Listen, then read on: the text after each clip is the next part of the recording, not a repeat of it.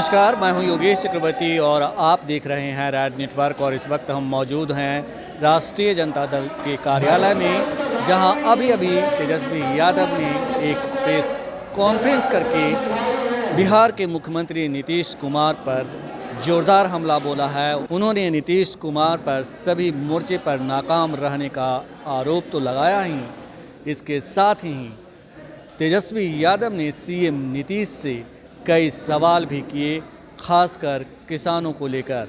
उन्होंने कहा कि एपीएमसी ख़त्म करने का क्या फ़ायदा हुआ, क्या वे बिहार की जनता और किसानों को बताएंगे। उन्होंने कहा कि उनकी नीतियों की वजह से किसानों की स्थिति बदहाल है। इसके साथ ही तेजस्वी यादव ने कहा कि वे किसानों की लड़ाई में साथ हैं और इसे मुकाम तक पहुंचाने का काम करेंगे। आइए हम आपको दिखाते हैं प्रतिपक्ष के नेता तेजस्वी यादव ने और क्या कुछ कहा। सभी हमारे electronic media, print media, web portal के हमारे पत्रकार मित्र, आज आप सब लोग जान रहे हैं कि आदरणीय स्वर्गीय चौधरी चरण सिंह जी की जयंती है और इस जयंती के अवसर पर हमारे सभी जिलावार में कार्यक्रम चल रहा है और सभी जिला में हमारे पार्टी के लोग खासतौर पे स्वर्गीय चरण सिंह जी के जयंती के अवसर पर, क्योंकि देश भर में चौधरी चरण सिंह जी को माना जाता है एक बड़े किसानों के नेता रहे थे और हाल फिलहाल में जो 3 कृषि बिल जो केंद्र सरकार ने लाने का काम किया है, जिसको काला कानून के नाम से जाना जा रहा है, जिस कानून की वजह से लाखों करोड़ों किसान आज सड़कों पर उतरे हैं, आंदोलन कर रहे हैं, इसको देखते हुए हमारी पार्टी ने इस काले कानून के विरोध में स्वर्गीय चरण सिंह जी के जयंती के अवसर पर सभी जिला मुख्यालयों पर आज कार्यक्रम है। आज मुख्यालय पार्टी दफ्तर में भी, पटना में भी हम लोगों ने माल्यार्पण किया है और आप सब लोग जानते हैं कि 5 तारीख को हम लोगों ने बापू के सामने जो है संकल्प लिया था कि हम लोग किसानों के इस संघर्ष में, इस आंदोलन में उनके साथ खड़े हैं और आगे भी रहेंगे, मजबूती के साथ रहेंगे। हम लोगों ने कई बार इस बात को उठाया है कि किसान का जो सवाल है एमएसपी को लेकर के, न्यूनतम समर्थन मूल्य को लेकर के, जहां केंद्र सरकार ने इस बिल में कोई चर्चा नहीं की है और आप ये कह सकते हैं कि एक एग्रीकल्चर ऐसा जो सेक्टर था जहां किसान अपने मेहनत से देश को अन्न देने का काम करता था, जो अन्नदाता कहलाता है, ये पूरी तरीके से इसको एग्रीकल्चर सेक्टर को प्राइवेटाइज किया जा रहा है। पहले भी हम लोगों ने देखा कि केंद्र सरकार के जितने फैसले रहे हैं, जितने आपके चाहे जीएसटी हो, नोटबंदी हो, एक्चुअल पोजीशन या धरती पे इसका स्थिति क्या निकला ये आप लोगों से छुपा नहीं है। हम लोग लगातार इस कानून को लेकर के चर्चा करते रहे हैं और कई प्रेस वार्ता में भी आप लोगों के सामने क्या क्या कमियां हैं बिंदुवार आप लोगों को बताने का काम किया है। जहां तक बिहार की अगर बात करें तो एपीएमसी जो बाजार समिति मंडी 2006 में नीतीश कुमार जी ने बंद कराने का काम किया। हम पूछना चाहते हैं कि देश में अगर किसानों का पर परिवार सबसे कम आय अगर है तो बिहार में क्यों है? कारण क्या है, वजह क्या है। पर परिवार यानी आप समझ सकते हैं कि बिहार सबसे निचले पैदान पर है, जहां किसान परिवार का आय जो है लगभग 3500 रुपये। बगल का अगर झारखंड अगर आप देखें तो वो बिहार से ज्यादा है।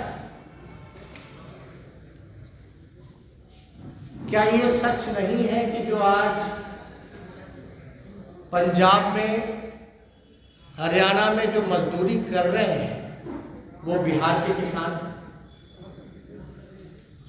क्या यह सच नहीं है कि बिहार के किसान जो है मजदूर बन गए? आखिर इसका कारण क्या है? आज हम लोग अगर बिहार की बात करें तो किसान जो है मजदूर बन गया। और अगर हम सब लोग अगर इस किसान बिल का विरोध नहीं करेंगे, सड़कों पे नहीं आएंगे, आंदोलन नहीं करेंगे, तो आप समझ जाइए कि बिहार का जो किसान मजदूर बन गया कुछ दिन बाद जो है वो भिखारी बन जाएगा। ये सच्चाई है, ये किसी से छुपा नहीं है। हम लोगों के पास सारे सर्वेज डॉक्यूमेंट्स वगैरह रखे हैं जहां ये साफ स्पष्ट पे दिखाता है कि बिहार के किसान जो है मजदूर बनते चले गए। देश भर में आय सबसे कम बिहार के किसानों का है। ये सच्चाई है। इसलिए हम सब लोग जितने हमारे बिहार के किसान हैं, किसान संगठन है, हम लोगों ने पहले भी अपील की थी, अभी भी अपील किया है कि सब लोग जो है इस काले कानून का विरोध करें। एयर इंडिया की स्थिति आपने देखी, रेलवे की स्थिति आपने देखी, BSNL की देखी, LIC का देखा। हर तरीके से जो है इसका निजीकरण किया जा रहा है। और दुर्भाग्य है कि कुछ ऐसे नेता जो है जो केवल चमचई के बहाने किसानों को गालियां दे रहे हैं। भद्दी भद्दी गालियां दी गई। न्यूज चैनलों पर बैठ करके दिन भर कुछ लोग जो हैं गालियां देते हैं। किसानों को दलाल बताया जा रहा है, किसानों को दोगला बोला जा रहा है, खालिस्तानी बोला जा रहा है। तो हम लोग सब लोग, पूरी देश की जनता और किसान जो है इस चीजों को देखने का काम कर रहे हैं। अब बार बार हम लोग बात करते हैं बिहार की, तो बिहार में अगर हमारे पास जो डाटा है, अगर आप देखा जाए कि सरकार का जो टारगेट होता है, चाहे धान अधिप्राप्ति को लेकर के या आपका गेहूं के अधिप्राप्ति को लेकर के, तो अपने टारगेट को पूरा नहीं कर पाती। अगर 2018, 19, 20 देखा जाए तो 3 लाख मीट्रिक टन सरकार का टारगेट था कि हम धान की अधिप्राप्ति करेंगे। हुआ कितना? उसका आधा भी नहीं। उसी तरीके से अगर आप गेहूं का देखा जाएगा तो उसमें तो कुछ हो ही नहीं रहा। 2019-20 में फिर से 30 लाख मीट्रिक टन रखा गया और वो लक्ष्य को भी उन लोगों ने प्राप्त नहीं किया। 2018-19 में देखिएगा तो 14.16 लाख मीट्रिक टन ही धान की अधिप्राप्ति हुई। 20 लाख मीट्रिक टन ही धान की अधिप्राप्ति हुई। यानी सरकार जो अपना लक्ष्य रख रहा है उस लक्ष्य को भी जो है वो पूरा नहीं कर पा रहा, जो 30 लाख मीट्रिक टन का है। और कई केंद्र मंत्री आकर के नीतीश जी के घर बख्तियारपुर जाकर के वो किसानों को सलाह देने का काम कर रहे हैं। नीतीश जी के घर जाकर के, जिनको ये नहीं पता है कि कितना गाय का थन होता है, कितना कौन सा फसल होता है, वो सब जो है आज किसानों को लेकर के आज चर्चा कर रहे हैं। लेकिन उन सभी लोगों को, जो लोग चर्चा कर रहे हैं, मेरा साफ सवाल है, खास तौर पे बिहार के किसानों को लेकर के, कि इनकी आय देश भर में सबसे कम क्यों है? बिहार के कितने एमपी बीजेपी के हैं, सत्ताधारी दल के हैं, जेडीयू के हैं? कितने केंद्र मंत्री हैं या राज्य सरकार है? हम लोग लगातार इसलिए कहते रहे हैं कि नीतीश कुमार जी ने पूरी तरीके से बिहार को बर्बाद कर दिया, किसानों को मजदूर बना दिया। और नीतीश कुमार जी ने सिर्फ किसानों को ही बर्बाद नहीं किया, नौजवानों को बर्बाद किया। व्यवसायियों के साथ क्या हो रहा है बिहार में, यह किसी से छुपा नहीं है। शिक्षकों के साथ क्या हो रहा है बिहार में, यह किसी से छुपा नहीं है। बेरोजगारी की भी वैसी समस्या है। कोई कारखाना बिहार में, इंडस्ट्री कुछ नहीं लगा। और जो बिहार सबसे ज्यादा निर्भर अगर कृषि में करता है, लगभग 70% बिहार जो डिपेंडेंट है वो कृषि पे है। और वहां अगर आप एपीएमसी को खत्म कर देते हैं, मंडी व्यवस्था को खत्म कर देते हैं, बाजार समिति को खत्म कर देते हैं, तो किसान गरीब होता चला जा रहा है, मजदूर होता चला जा रहा है। और कुछ दिन बाद ये डबल इंजन की सरकार जो है किसानों को भिखारी बनाने का काम करेगी। ये अन्नदाता है, इनके लिए हम सब लोगों को खड़े होना चाहिए। और हम तो ये मांग करते हैं नीतीश कुमार जी से भी और केंद्र सरकार से भी, एमएसपी को लीगलाइज किया जाए। न्यूनतम समर्थन मूल्य जो है उसको लीगलाइज करना चाहिए। ये हम सब लोग, हमारी पार्टी की तरफ से सभी लोगों की मांग है कि एमएसपी, न्यूनतम समर्थन मूल्य जो है फसलों का, उसको लेकर के लीगलाइज करना होगा। यहाँ बिहार में आप सब लोग जान रहे हैं कि बिचौलिया हैं, किसान को जो सही मूल्य जो मिलना चाहिए था वो नहीं मिल पा रहा।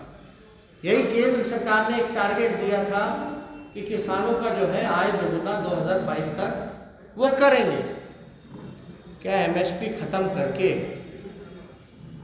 जो किसानों को फसल का सही मूल्य ही नहीं मिलेगा, यानी ठीक से आ ही नहीं होगा, तो उसको दोगुना कैसे करें?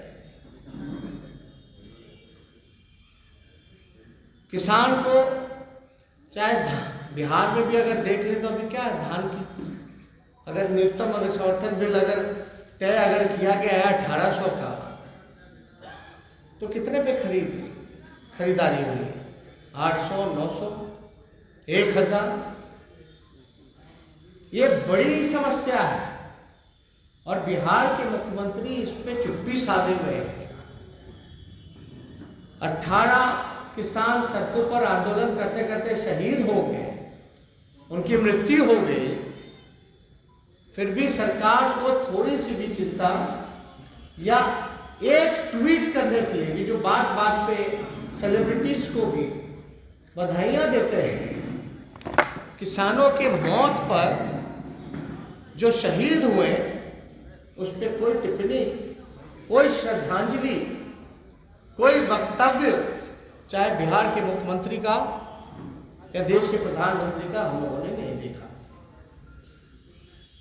तो ये साफ दिखाता है कि जिस बात को हम लोग पहले से कहते रहे हैं कि ये डबल इंजन की सरकार, नीतीश कुमार जी या बीजेपी के लोग, ये लोग किसान विरोधी हैं, मजदूर विरोधी हैं, नौजवान विरोधी हैं, ये बात जो है साबित हो चुका है।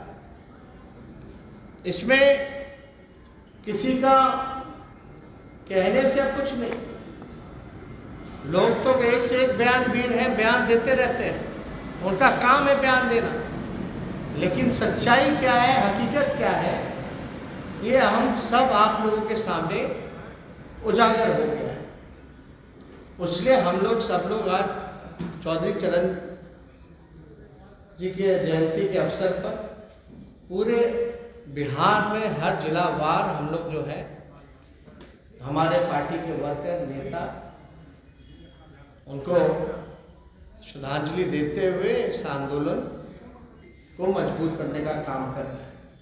और हम लोग मजबूती के साथ जब तक किसानों का मांग पूरा नहीं होता तब तक हम लोग उस आंदोलन के साथ जुड़े हैं, मजबूती के साथ जुड़े हैं। उनके संघर्षों के साथ हम और हमारी पार्टी मजबूती के साथ खड़ी है। लेकिन सवाल ये पैदा होता है, ये तो जवाब नीतीश कुमार जी को देना चाहिए, हाउस में भी नहीं देते, विधानसभा में भी नहीं देते, कि भाई आय आखिर किसानों का कम क्यों है, बिहार सबसे फिसड्डी क्यों है। क्या ये सच नहीं है कि पंजाब हरियाणा में या कहीं बॉम्बे में कहीं काम अगर कर रहे हैं बिहार के लोग तो वो बिहार के किसान ही थे। तो इसलिए हम लोग सब लोग इस चीज़ को लेकर के चिंतित हैं कि एपीएमसी रद्द हुआ, बिहार के किसान मजदूर हो गए, पलायन कर गए, और मजदूरों के साथ नीतीश कुमार जी ने क्या किया ये किसी के साथ छुपा नहीं है। और अगर हम अभी खड़े नहीं होंगे तो हमें डर है कि जो किसान जो है वो पूरी तरीके से नीतीश कुमार जी और डबल इंजन की सरकार इनको भिखारी बनाने का काम करेगी। तो इसलिए हम लोग सब लोग आप लोगों के बीच अपनी बात को हम लोगों ने रखने का काम किया। कोई सवाल होगा तो एक एक करके आप लोग पूछ सकते हैं।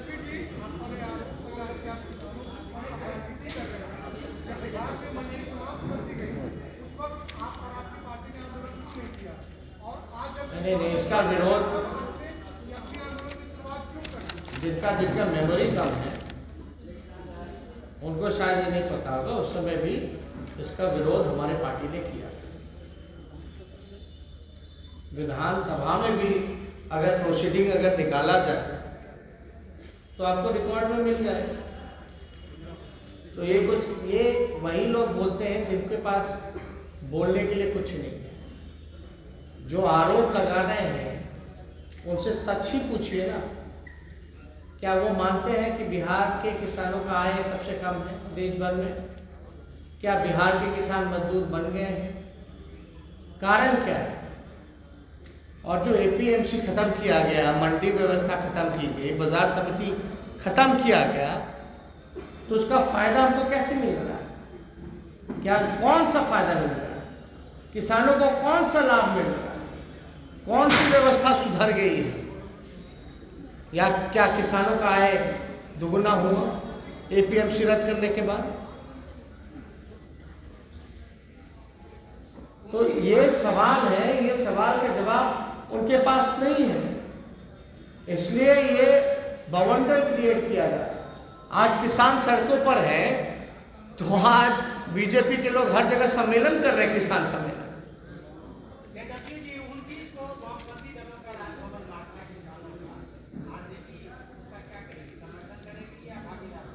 नहीं, हम लोगों का समर्थन तो है ही, इसमें कहाँ दो रहा है।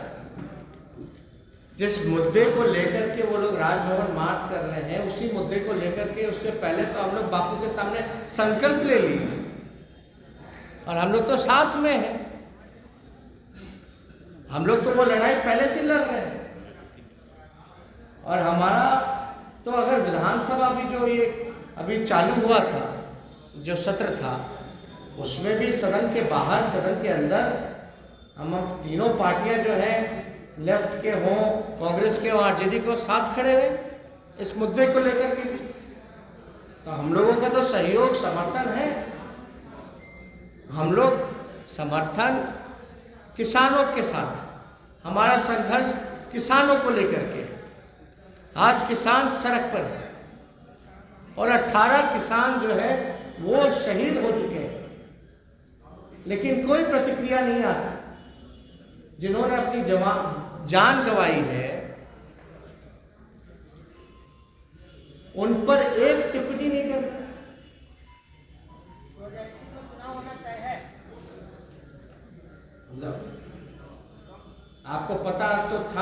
पहले कि 2015 में चुनाव हुआ, भारी मेजॉरिटी के साथ हम लोग जीत करके आए।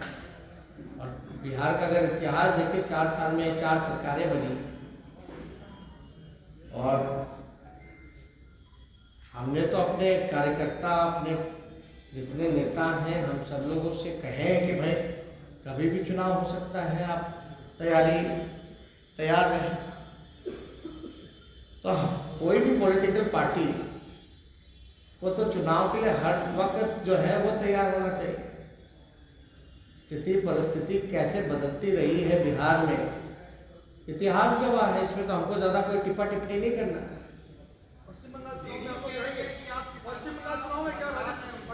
नहीं, पश्चिम बंगाल चुनाव को लेकर के अभी हमारी कोई अभी पार्टी में नेताओं से अभी चर्चा नहीं हुई। इस पे सब लोगों से बात की जाएगी और अंतिम फैसला जो राष्ट्र अध्यक्ष जी का होगा, जैसा उनका डायरेक्शन होगा, उसी हिसाब से हमारी पार्टी जो है तैयारी करेगी।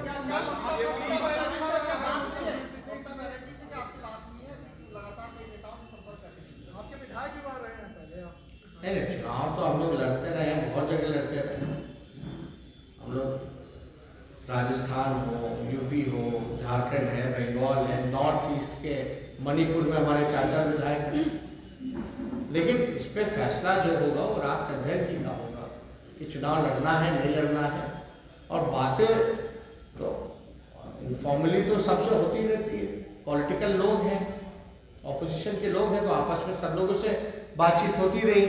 लेकिन बंगाल चुनाव को हम लोगों का वही समर्थन होगा जो बीजेपी को हराएगा। कल बीजेपी चुनाव आयोग गई है अपने नरकटिया के विधायक की शिकायत लेकर। उनका कहना है कि चुनावी हलफनामे में उन्होंने अपने आपराधिक मामले को छुपाया। उसमें कोई दम नहीं है, उन लोगों के पास कोई दम नहीं है। असली विषय इलेक्शन कमीशन से हम लोगों ने रिकॉर्ड मांगा। कई हमारे जो उम्मीदवार प्रत्याशी, चाहे शक्ति जी हिलसा से हो, मुंगेर के हो, परबत्ता के हो, ऐसे कई हमारे प्रत्याशी जो हैं कोर्ट गए हैं और कोर्ट ने केस को एडमिट किया है। हमारे पास एविडेंस है, तथ्य है। मुंगेर में तो हद हो, मुंगेर में जितनी वोटें नहीं हुई उससे ज़्यादा वोटों की गिनती हो गई। मान लो 2 लाख वोट पड़ा तो 2.25 लाख की गिनती हो गई। ये तो अद्भुत है ना। और हम लोगों के पास, हमारे प्रत्याशियों के पास तो कोई उपाय ही नहीं है। हम लोगों को न्यायालय पर पूरा भरोसा है और न्यायालय का हम लोगों ने दरवाज़ा खटखटाया है और हम लोगों को पूरा विश्वास है कि जल्द से जल्द न्यायालय जो है इस पर फैसला लेगी और लोकतंत्र को बचाने का काम करेगी।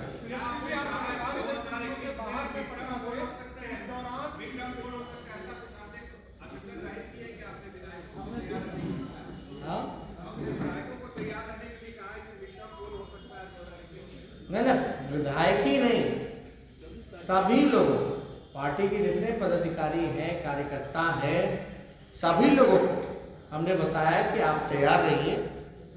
कब क्या हो जाए किसी को पता तो है नहीं, जो इतिहास रहा है। और हमने पहले भी बताया कि भाई सरकार बनी हमारे लोगों की 2015 में, चोर दरवाजे से बीजेपी आ गई सरकार में।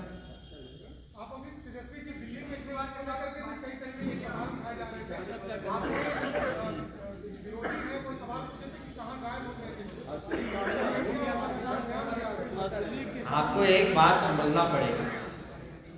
सबसे पहले अगर किसी नेता पर अगर मुकदमा हुआ है इस आंदोलन को लेकर के, तो राष्ट्रीय जनता दल के नेताओं पर हुआ, मुझ पर हुआ। क्यों रोका गया? जो लोग आरोप लगा रहे हैं उनसे तो हम यही पूछना चाहते हैं, क्यों रोका गया? तो इसमें इन लोगों के पास कोई मुद्दा नहीं। अब सरकार में आए हैं, भले ही चोर दरवाजे से आए हो, लेकिन नौकरियां तेजस्वी देंगे कि बिहार सरकार के मुख्यमंत्री देंगे? तो इसलिए इस चीजों को लेकर के ज्यादा टिप्पा टिप्पणी नहीं करना है। हम लोग बिहार के जनता के साथ हर एक मुद्दे पर मजबूती के साथ खड़े हैं। विधानसभा में भी हम लोगों ने इतनी मजबूती के साथ सवाल पूछा जिसका जवाब नहीं मिल पाता।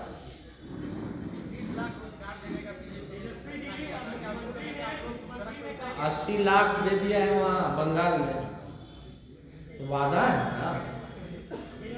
अमित शाह जी ने एक इंटरव्यू में तो कहा कि जुमला है, वो लोग जुमलेबाजी करते हैं। हम लोग वो ने प्रण किया था कि हम आएंगे, हमने समय बताया था कब 10 लाख, वो भी सरकारी नौकरी देंगे।